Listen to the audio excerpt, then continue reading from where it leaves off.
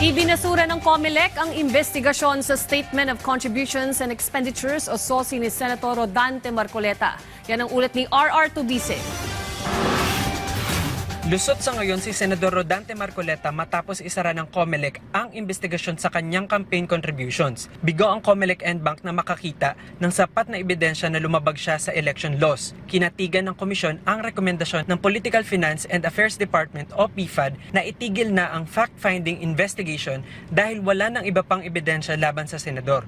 Bagamat may issue sa Section 109 ng Omnibus Election Code, hindi ito naging sapat na basihan para sampahan siya ng kaso. Saksi po ang sambayanan, filing pa lang ng candidacy, patuloy po kami nananawagan nun, na talaga naninikluhod kami, nagmamakaawa kami. Dapat baguhin na ang Omnibus Election Code kasi po 1985 yan. And therefore may mga pagbabago. Ang sabi ng batas, repeal ang Section 109. Ay yung Section 109 ay nagmamandato sa isang naging kandidato na siya ay mag-report ng tama doon sa SOSE.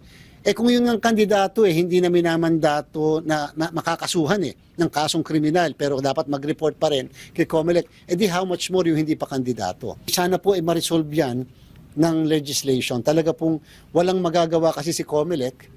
Samantala, inaprobahan naman ng COMELEC and Bank ang rekomendasyon ng PFAD na magsampa ng reklamo sa Law Department laban kay Michael Tan Defensor, Joseph Espiritu at Aristotle Viray dahil sa hindi pagsusumite ng report ng donasyon. Umabot sa 112 million pesos ang gastos ni Marcoleta sa kampanya.